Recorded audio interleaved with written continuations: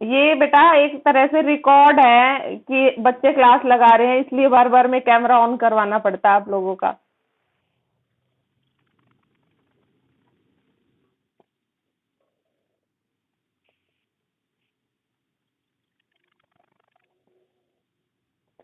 देखो घर बैठ के कितने अच्छे से पढ़ाई करते हो आप लोग, है ना।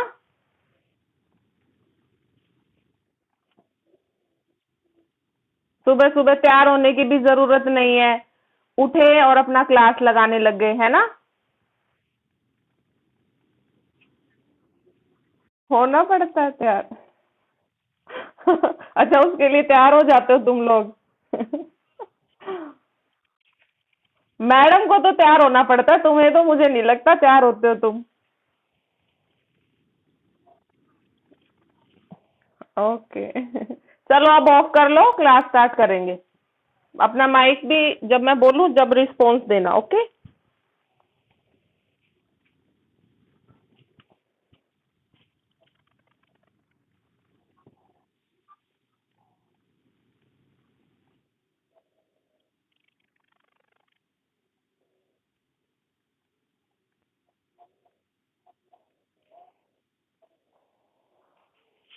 देखो बेटा, हमारा नेक्स्ट चैप्टर जो है वो है magnetic property of transition metal complexes.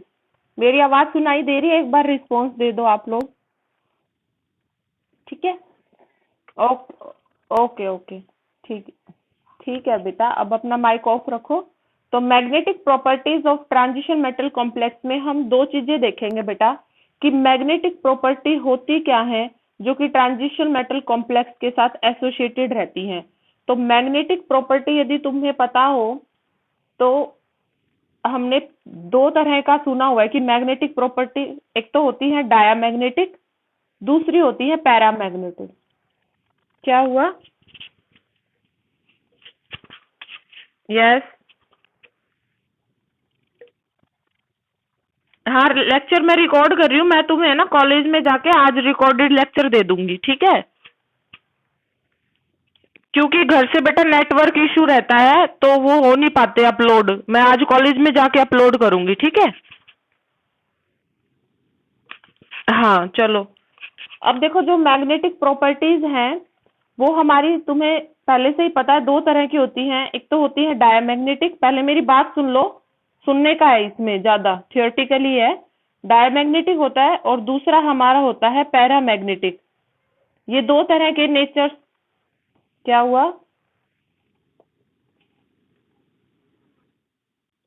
अब आ रही है आवाज? अब आ रही है?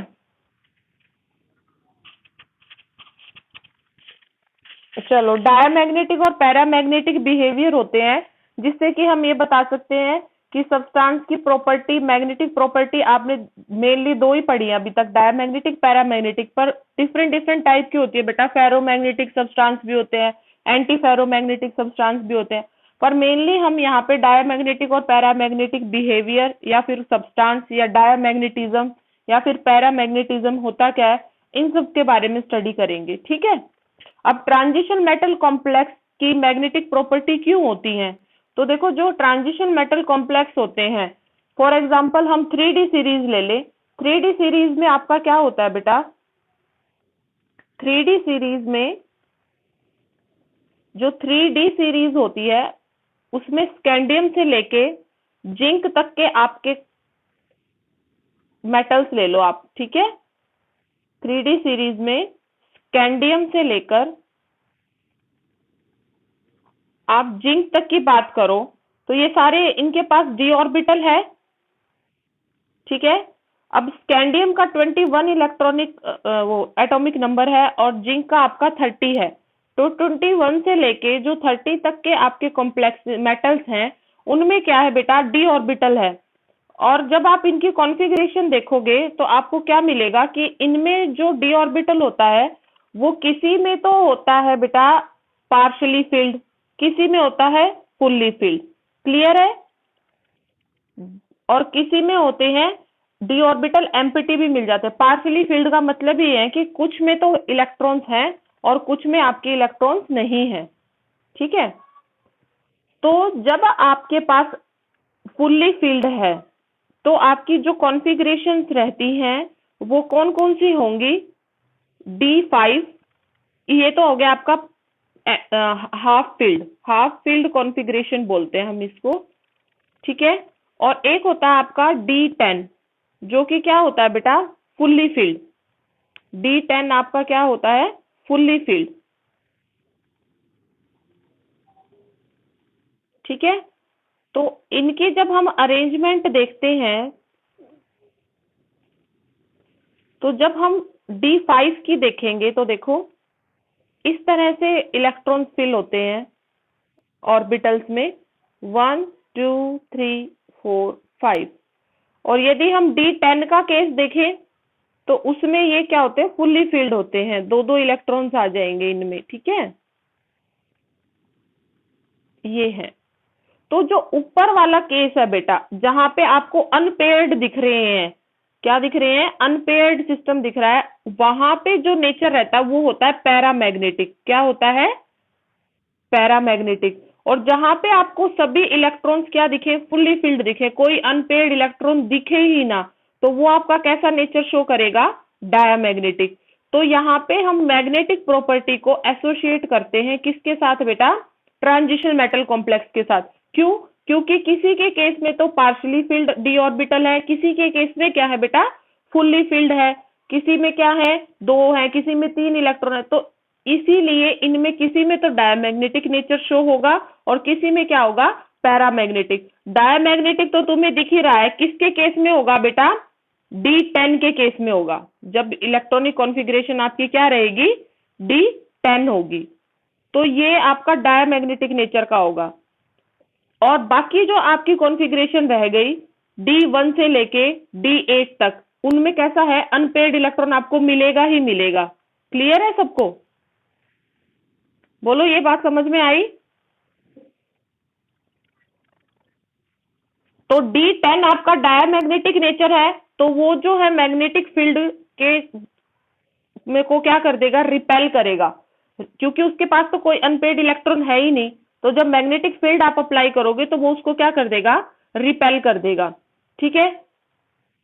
अब क्या है बेटा? अट्रैक्ट कौन करता है? जिनके पास क्या रहते हैं? Unpaired electron. तो मैग्नेटिक फील्ड को अट्रैक्ट कौन करते हैं? जो पैरामैग्नेटिक नेचर के एलिमेंट्स होंगे आपके। क्लियर है ये बात? ठीक है, ये बात समझ में आई? चलो बेटा, ये माइक ऑफ रखो, किसी के पेरेंट्स की आवाज आती है पीछे से। तो यहाँ पे हम जो देखेंगे, अब देखो magnetic property of transition metal. जो आपके ट्रांजिशन मेटल होते हैं उनकी मैग्नेटिक प्रॉपर्टी के लिए क्या बोला है? जो most of the transition metal है बेटा, वो क्या है? पैरामैग्नेटिक है। क्यों? क्योंकि मैंने तुम्हें बताया कि D10 के केस में ही डायमैग्नेटिक है, बाकी के केसेस में सभी के पास क्या है? एक एक अनपेड या दो दो या तीन तीन आपके पास अनपेड इलेक्ट्रॉन रहते हैं। तो ऑलमोस्ट ट्रांजिशन मेटल क्या है बेटा? पैरामैग्नेटिक नेचर के हैं। और ये पैरामैग्नेटिक नेचर किसकी वजह से होता है? अनपेड इलेक्ट्रॉन्स की वजह से होता है, ठीक है। यहाँ पे जो अनपेड इलेक्ट्रॉन है वो एक टाइनी मैग्नेट की तरह बिहेव करता है, इसीलिए वो क्या करता है? जब मैग्नेटिक फील्ड अप्लाई करते हो तो अपोजिट स्पिन्स होती हैं, अपोजिट स्पिन्स होंगी। जहां पे आपका कोई अनपेड इलेक्ट्रॉन नहीं होगा, वहां पे क्या है? आपकी एक दूसरे की जो अपोजिट स्पिन है वो मैग्नेटिक फील्ड को क्या कर देती है? रिपेल कर देती है। तो वो तो डायमैग्नेटिक हो जाएगा आपका। पर जहां पे अनपेड इलेक्ट्रॉन है वो मैग्नेटाइज करती है एक्सटर्नल मैग्नेटिक फील्ड को, ठीक है। जब आप एक्सटर्नल मैग्नेटिक फील्ड अप्लाई कराते हो, क्योंकि उसमें जो इलेक्ट्रॉन की स्पिन है वो पैरेलल हो जाती है किसके? जो आप अप्लाई कराते हो मैग्नेटिक फील्ड के, ठीक है ना। मैग्नेटिक फील्ड के क्या हो जाती है? पैरेलल, ठीक है। क्लियर है ये बात? अपोजिट स्पिन्स वाली डायमैग्नेटिक के केस में तो एक्सटर्नल मैग्नेटिक फील्ड को कैंसिल कर देती है। पर जो आपके पैरामैग्नेटिक सब्सटेंस है उसमें जब आप एक्सटर्नल मैग्नेटिक फील्ड आप लाइन अप करोगे तो जो इलेक्ट्रॉन्स की स्पिन है वो पैरेलल हो जाएगी अप्लाइड मैग्नेटिक फील्ड के, तो वो क्या करेंगी? उसको अट्रैक्ट करेंगी। क्लियर है? डायमैग्नेटिज्म और पैरामैग्नेटिज्म क्या होता है, समझ में आ गया? जो अनपेड इलेक्ट्रॉन है वो टाइनी मैग्नेट की तरह बिहेव करने लग जाते हैं। टाइनी मैग्नेट की तरह कैसे बिहेव करेंगे? जब आप एक्सटर्नल मैग्नेटिक फील्ड लगाओगे तो जो डायामैग्नेटिक के इलेक्ट्रॉन है वो पेयर्ड अप है, वो रिपेल कर देंगे, तो वहां पे कोई अनपेड इलेक्ट्रॉन है ही नहीं। पैरामैग्नेटिज्म के केस में क्या हो जाएगा?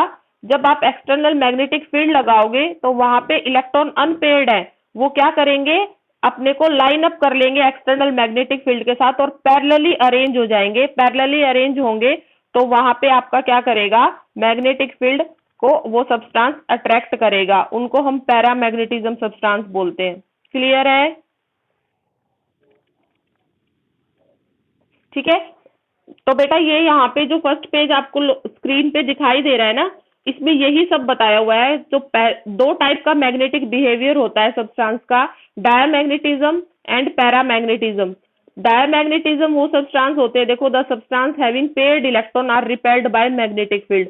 पेयर्ड इलेक्ट्रॉन होंगे सब और रिपेल हो जाएंगे मैग्नेटिक फील्ड में। ठीक है। और आपके पैरामैग्नेटिक सब्सटेंस क्या होंगे? The substance which are attracted by magnetic field are called paramagnetic substance. जो पैरामैग्नेटिक सब्सटेंस होते हैं वो पैरामैग्नेटिज्म किसकी वजह से शो करते हैं? Because of unpaired electron. Unpaired electrons होते हैं उनके पास, उस वजह से वो क्या करते हैं, ये लिखा हुआ है यहाँ पे, अनपेयर्ड इलेक्ट्रॉन्स की वजह से वो क्या करते हैं? पैरामैग्नेटिज्म। जितना लार्ज नंबर होगा अनपेयर्ड इलेक्ट्रॉन का, उतना ही उसका पैरामैग्नेटिक करेक्टर ज्यादा होगा। क्लियर है? ठीक है। और जो लास्ट लाइन यहाँ पे लिखी है कि most of the transition metal contain unpaired electron. Almost सभी ट्रांजिशन मेटल के पास क्या है? अनपेयर्ड इलेक्ट्रॉन है, उसकी वजह से most of them are paramagnetic in nature. Okay.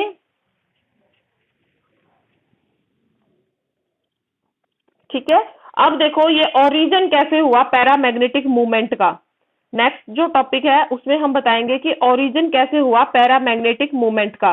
तो यहाँ पे जो मैग्नेटिक प्रॉपर्टी होती है बेटा सब्सटेंस की, वो अराइज होती है दो चीजों की वजह से, एक तो इलेक्ट्रॉन्स और दूसरे क्या होते हैं? न्यूक्लियॉन्स। क्लियर है? जो मैग्नेटिक प्रॉपर्टी होती है किसी भी सब्सटेंस की, तो उस सब्सटेंस में जो इलेक्ट्रॉन है और जो न्यूक्लियॉन्स है उनकी वजह से होती है। ठीक है। और यहाँ पे जो मैग्नेटिक बिहेवियर होता है इलेक्ट्रॉन्स का, वो क्या होता है? 10⁻³ टाइम्स ज्यादा होता है न्यूक्लियॉन से। क्या? जो इलेक्ट्रॉन का मैग्नेटिक बिहेवियर है बेटा, वो 10⁻³ टाइम्स ज्यादा है किससे? न्यूक्लियॉन से। ठीक है। इसीलिए क्या होता है, जो कंट्रीब्यूशन होता है न्यूक्लियॉन्स का मैग्नेटिक बिहेवियर के लिए, उसको हम नेग्लेक्ट कर देते हैं और मेनली जो कंट्रीब्यूशन रहता है वो इलेक्ट्रॉन्स की वजह से रहता है। ठीक है। जो मैग्नेटिक बिहेवियर है इलेक्ट्रॉन्स का, वो क्या होता है? 10⁻³ टाइम्स ज्यादा होता है न्यूक्लियॉन से। इस वजह से हम क्या कर देते हैं, देखो नेक्स्ट पेज पे आपके लिखा भी हुआ है first line, the contribution of magnetic behaviour from electrons is 10⁻³ times that of nucleons. Therefore, the contribution of nucleons to magnetic behavior can be neglected and mainly electron determine the magnetic behavior। यहाँ पे क्या है, जो nucleons का magnetic nature होता है उनका contribution को हम क्या कर देते हैं बेटा? नेग्लेक्ट ही कर देते हैं। क्यों? क्योंकि इलेक्ट्रॉन्स का जो कंट्रीब्यूशन है मैग्नेटिक बिहेवियर के लिए वो 10⁻³ टाइम्स ज्यादा है न्यूक्लियन से। ये बात समझ में आई? अब इलेक्ट्रॉन डिटरमाइन करते हैं मैग्नेटिक प्रॉपर्टी को दो तरीके से। Electron determine the magnetic property of substance in 2 वे। बोलो समझ में आ रहा है आप लोगों को? देखो बेटा थोड़ा सा थियोरटिकल है तो आप लोगों को सुनना ही पड़ेगी ये चीज, इसमें कुछ ऐसा नहीं है। ठीक है। तो देखो इलेक्ट्रॉन मैग्नेटिक प्रॉपर्टी किसी भी सब्सटेंस की दो तरीके से बता सकता है। पहला तो क्या है, जो इलेक्ट्रॉन है उसको हम ट्रीट करें एक स्मॉल स्फीयर जिसके ऊपर नेगेटिव चार्ज हो और वो स्पिन करता है अपनी एक्सिस के अलोंग, तो जो स्पिनिंग ऑफ चार्ज है वो आपका मैग्नेटिक मूवमेंट क्रिएट करेगा। देखो किसी भी इलेक्ट्रॉन को हम ट्रीट करें किसकी तरह से? एक small sphere of negative charge, एक स्मॉल स्फीयर की तरह जिसके ऊपर नेगेटिव चार्ज है और वो स्पिन कर रहा है ऑन इट्स एक्सिस। तो जो जो स्पिनिंग चार्ज है वो क्या प्रोड्यूस कर देगा बेटा? Magnetic movement. फर्स्ट तो ये है।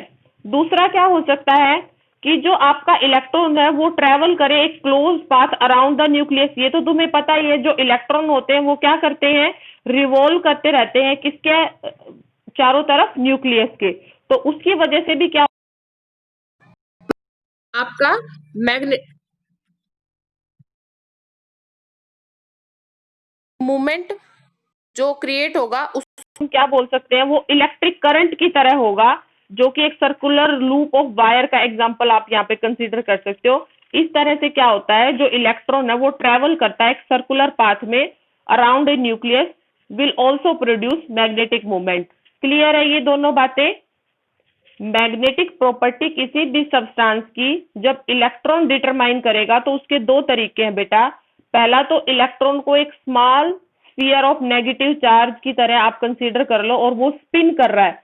एक तो होती है स्पिनिंग, और एक होता है कि वो एक सर्कुलर पाथ में, एक तो पूरा आप हाथ को घुमाओ, वो तो हो गया कि आप पूरा एक सर्कुलर पाथ फॉलो कर रहे हो, और एक आप अपनी हथेली हथेली को घुमाओ तो वो क्या हो जाएगी, स्पिनिंग हो जाती है ऑन इट्स एक्सिस।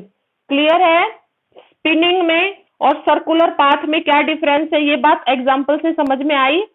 एक तो आप पूरे हाथ को घुमा रहे हो, तो एक आप पाथ पूरा सर्कल आप क्लियर कर रहे हो, ठीक है। दूसरा स्पिनिंग क्या होती है, यदि आप अपनी हथेली हथेली को ऐसे घुमाओ क्लॉकवाइज एंटी क्लॉकवाइज, तो वो क्या हो जाती है, स्पिनिंग। तो दो वजह से, एक तो स्पिनिंग की वजह से, और दूसरा बेटा एक आप पूरा सर्कुलर पाथ ही फॉलो कर रहा है इलेक्ट्रॉन न्यूक्लियस के अराउंड, इन दो की वजह से आपका क्या होता है, मैग्नेटिक मूवमेंट क्रिएट हो जाता है। क्लियर है? अब देखो, जो मैग्नेटिक मूवमेंट है due to spin of electron on its axis, जब आपका स्पिन की वजह से इलेक्ट्रॉन जो स्पिनिंग दिखा रहा है इलेक्ट्रॉन, उसकी वजह से जो मैग्नेटिक मूवमेंट आता है उसको हम बोलते हैं स्पिन मैग्नेटिक मूवमेंट। क्लियर है? और जो मैग्नेटिक मूवमेंट इलेक्ट्रॉन की मोशन अराउंड द न्यूक्लियस कर रहा है, वो इलेक्ट्रॉन जो मोशन अराउंड द न्यूक्लियस कर रहा है उसको हम क्या बोलेंगे, ऑर्बिटल मैग्नेटिक मूवमेंट। बोलो, समझ में आया?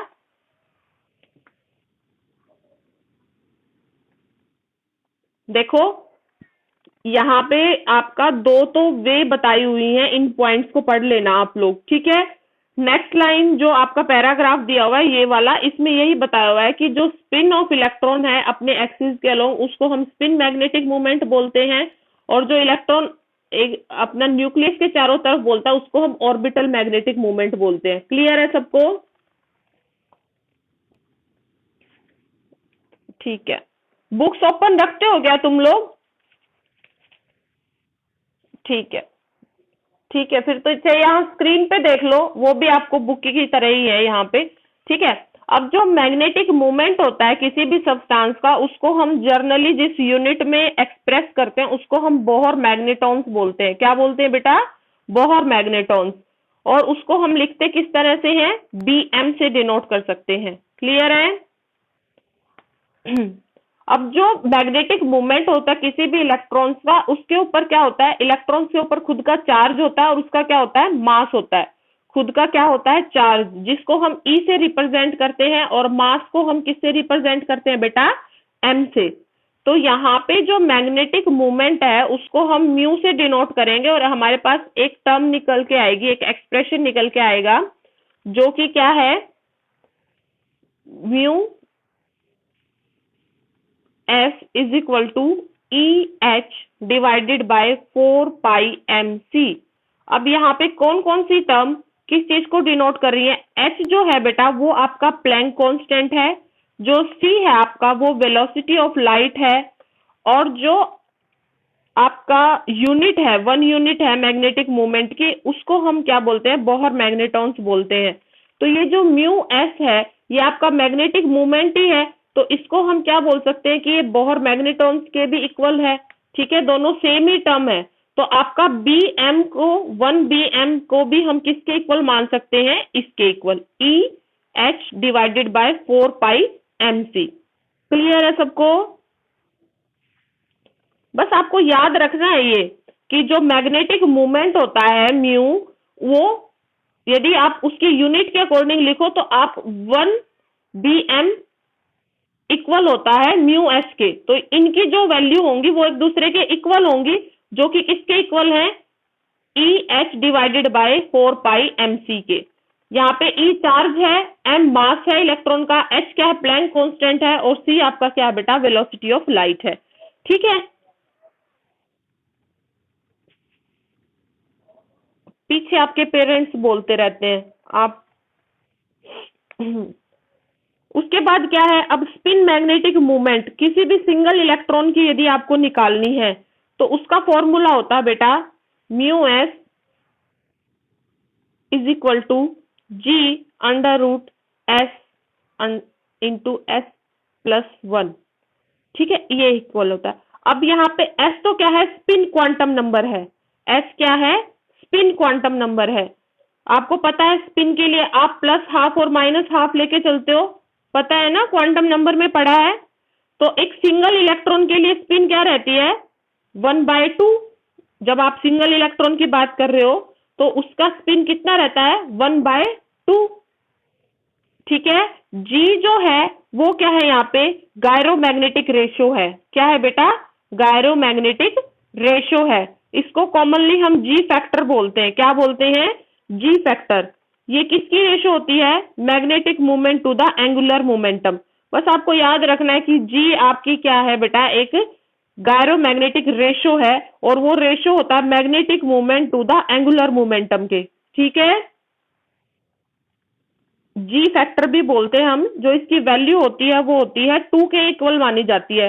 2.0023 लिखी हुई है ना, इसको हम अप्रोक्सीमेटली क्या मानते हैं, 2 ही मानते हैं। जी की जो वैल्यू है वो फिक्स है, कितनी है बेटा, 2। जी की वैल्यू किसके इक्वल है, 2 के। तो जब आप स्पिन निकालोगे सिंगल इलेक्ट्रॉन के लिए,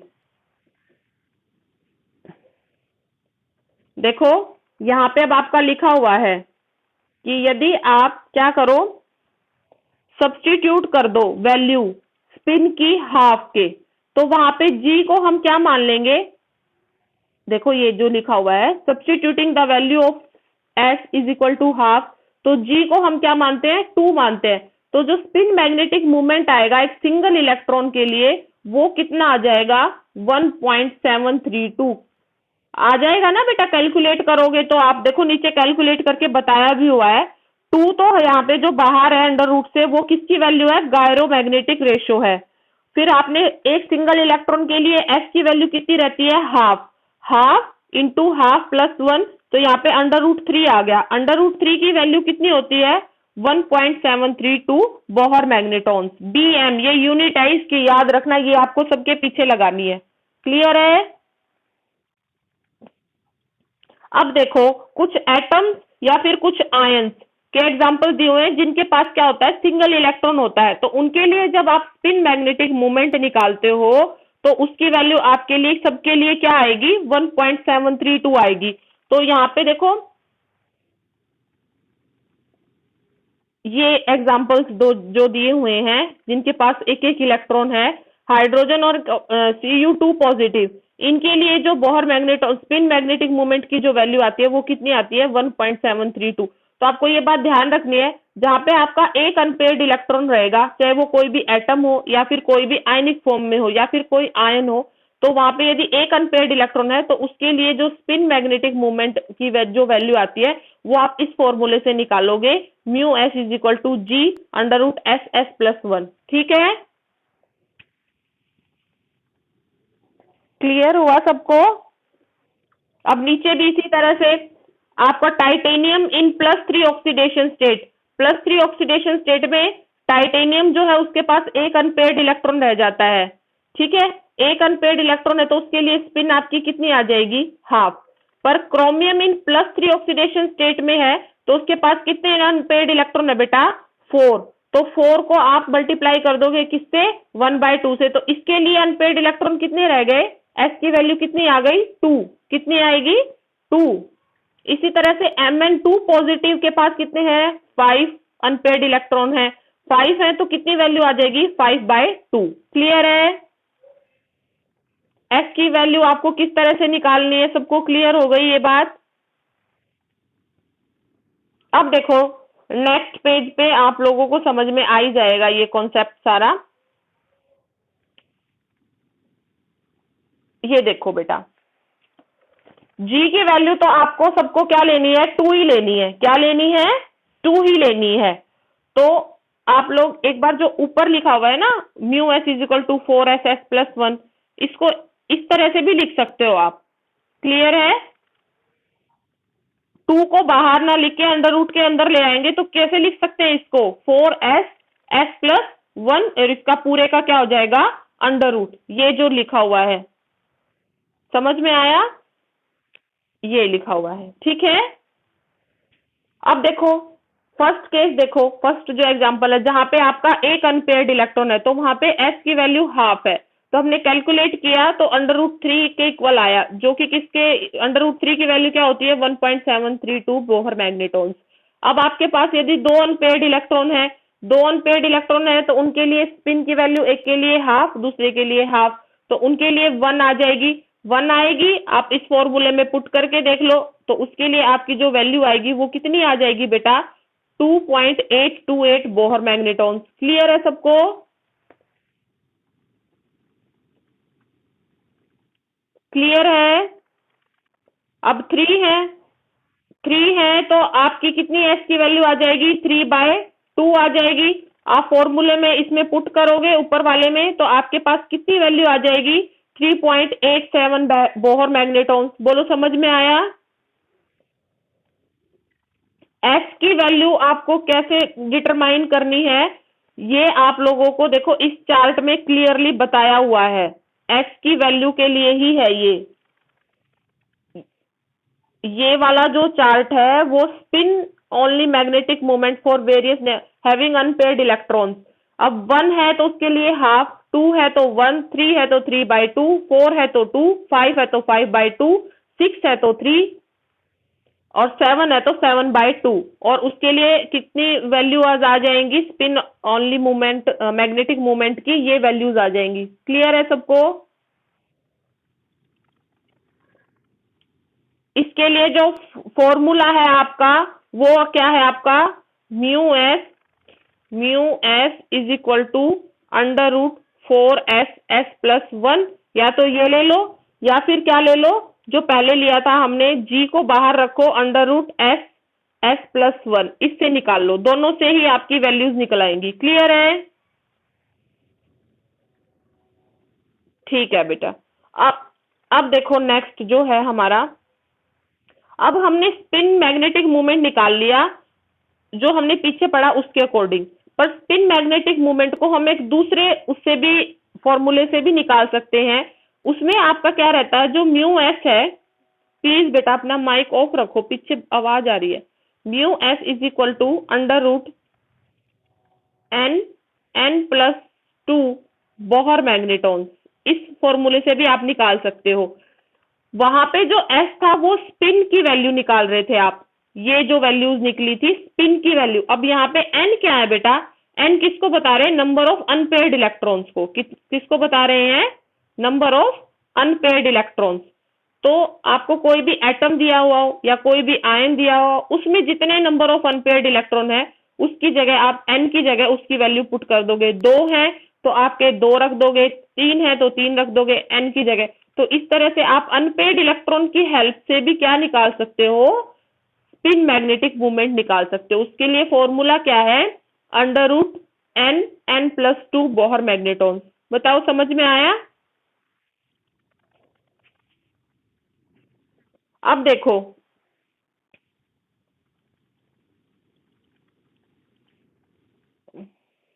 ये जो एग्जांपल दिए हुए हैं, ये एक अनपेयर्ड इलेक्ट्रॉन है तो भी आपकी देखो अंडर रूट 3 वैल्यू आ रही है, 2 अनपेयर्ड इलेक्ट्रॉन है तो भी आपकी क्या आ रही है, 2.82। दोनों क्या केस, चाहे आप ऊपर वाला फॉर्मूला यूज करते हो या बेटा स्पिन मतलब जिसमें एस है स्पिन को लेके चल रहे हो, या फिर आप नंबर ऑफ अनपेयर्ड इलेक्ट्रॉन को लेके चल रहे हो जो दूसरे वाला फॉर्मूला है, आपकी जो वैल्यूज आ रही है वो क्या आ रही है, देखो सेम आ रही है इस चार्ट के अकॉर्डिंग। क्लियर है सबको? क्लियर हो गए? नेक्स्ट करें।